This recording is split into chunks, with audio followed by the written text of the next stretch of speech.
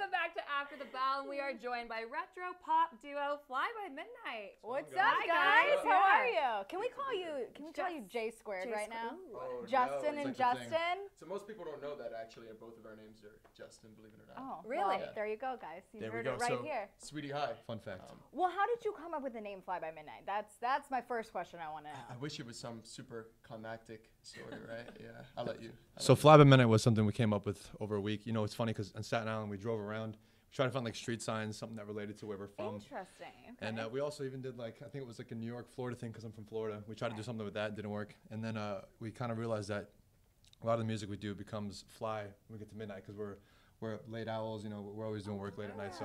So it was like our music's fresh and we work late, so Fly by Midnight was kind of something that Has like originated a from very like retro flair to it too, which Yeah. I think kind of like matched our brand Right. and everything. Tell us when Justin met Justin. When did you two meet? It sounds like when Harry met No, Sally. what is the movie with What? Justin, Kelly and Justin? It's, The American Idol. Yes, Oh. never mind. Besides the So, point. so there wasn't a lot of choreography when we met. Yeah, no, like Salevo said, he came to New York from Florida. Okay. I was working out of a studio in Staten Island, New York. Staten Island, represent. And I was working on my solo project. You were producing. You weren't really doing the artist thing at all, right? No, and then what was funny, we were writing songs together, and we wrote the first song, Brooklyn, which is was our debut single, was Fly by Midnight. And when we wrote that, we kind of did it for his project, and it was like very 80s, different for him. And he was like, wow, this is super dope. And I remember at the time, he was looking for someone else to work with and turn it into a duo. And he was actually looking to have a girl join the group. So when he was like, yo, do you want to do it with me? I was like totally thrown off guard. I was like, oh, shit, this is going to be great. Well, if you're ever looking for females to Exactly. join, That's it. Taylor and I are pretty good. We have a band. It's called we do. The Girl, you gotta be on the same page Well, as me. yeah. That's right. We We're have a called- band. We're called the Chorus Crashers. Yes. Is this So- legit? No, I swear to Well, God. Chorus crashers. The Chorus Crashers. Depends on your definition of legit, but we are so legit we should probably quit. But Yes. nonetheless, There that you we go. just take popular, already something that's popular, and then Okay. we just crash it. So we know it's going to be a hit. But speaking of doing so, you Doing- guys have yeah. a lot of covers that you guys do all over But New you York. don't crash them. Sorry. Yeah, exactly. Well, but you guys do crash like different locations all around New York. Your covers don't take place in the typical. Yeah. I don't know what the typical area is for a cover. Right. Usually like someone's bedroom, or Bedroom, something yeah. like that. You know, in front of a cam. Studio. But yeah, you guys do it. You guys did Juliet Michaels' song "Issues" in a mall on toy like elephants and bear. Right? Is this right? Yeah. Yeah, I think it's really important for our videos that we kind of show our personality, and we're goofy dudes at the end of the day, and I think when we started Fly by Midnight, it was always about, I don't know, just really like letting that resonate, and we've had videos that took off when we were like riding around in shopping carts in Target. Yes, I saw And, that. Because you got kicked out of the grocery store. It seemed like ahead of time. we right got before yeah that? we got kicked out of Target after we were done filming the video.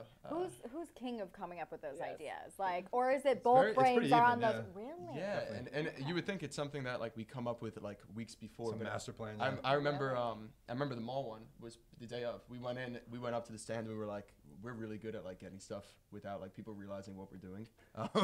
We're like, hey, we're gonna shoot like a little video. No Is big that cool? deal. And they're No like, big deal. sure. And then we're just riding animals all around the over, mall. like in their Yeah. like jewelry departments, Right. everywhere through. I don't Exactly. know. Yeah, Well, you yeah. guys are lucky that you both met because you're on the same wavelength, clearly. But speaking of, you guys have your single "Vibe" out now. You just came out with the lyric video. It came out in September, not that long ago. The 15th, the Wow. song dropped. Yeah. Recently, yeah, and I love it. It's got a lot of retro vibes to it. Good vibes Good to vibes. it. Sure. But tell us the story behind "Vibe." Yeah, I mean, I think what's cool is as we've progressed as songwriters and producer, we went from writing songs that are like very based on real experiences to kind of, I guess, maturing and writing about something that we feel. Conceptualizing, yeah. Yeah. I mean, how would you describe Vibe was something, even we were in the studio and we found a sample of that piano pattern basically. And I remember the two of us were looking at each other and we're like, is there a song of like vibe? And there's definitely songs that have been vibe, but we wanted to do a more personification of the word vibe. Yeah. So basically, like if we're in a club and I see you, right? And I'm like, hey, I'm gonna throw something your way. It's my vibe. And are you gonna catch it? You're gonna drop it. Okay. Is it like a thing now? So- like it's a vibe. It's Wasn't a- that like a it's thing vi- actually trending wait, on no, is Musical.ly? it? It's a I 2 think it Chainz, was. right? It's It's a vibe. It's Yeah. a vibe. Something like I There we think. go. Don't Good quote me timing. on that. But yeah, I feel like when we were talking about vibe, because usually we speak about it before Right. we write it, right? And it's such a universal feeling, you know, being in a club or a bar and seeing someone, being like, does that person are we? Is this happening right Right. now? You know. I wouldn't know. I like stay home all the time. So. All right, tonight we going So out. you got to come hang with us. Tonight we're going out. Tonight, What yeah. about a Throwing that vibe. music video? Because that I can watch Right. from home too. Exactly. So is Well, that in the works? It's definitely in the works. Yeah, we're really excited about it. We want to try to do something pretty ambitious.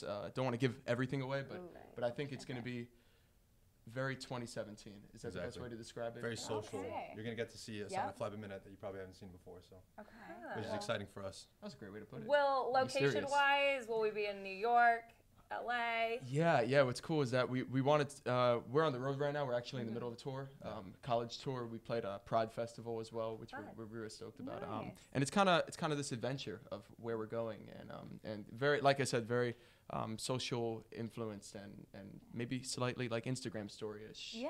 Ooh, Okay. yeah. Obviously, you Very have your personal. song Brooklyn, but how else does New York inspire your music? Because like we on our show, we have a lot of artists that comment, but they're based here in LA or in Yeah, they Nashville. just breed and, artists in you know, LA, how, basically. I guess this is a twofold question.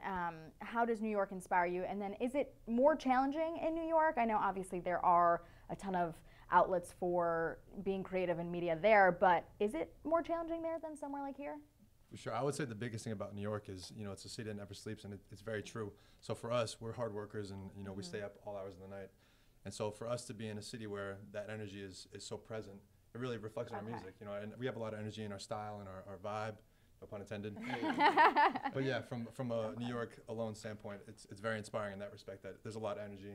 It's a big city and a lot of opportunities. So for us. I think it's No, Oh, sorry, go ahead. No, I was gonna say I think it's really cool coming to LA and seeing just a total different vibe. Vibe. You know? Vibe. Yeah. Check it out on iTunes. hey. Apple Music, Well, Spotify. you guys are actually going to perform it for us, right? Yep, yeah. Okay, I we're feel stoked. like we should quit the talking Yeah, and I get to the agree. performing, and then you guys are going to do a little medley, right? Something you For guys sure. have prepared. Okay, Yep. cool. All Special right, for we're you going to guys. set up for the performance right now, but in honor of it being International Day of the Girl, we're going to throw it to our Sorry, interview. guys.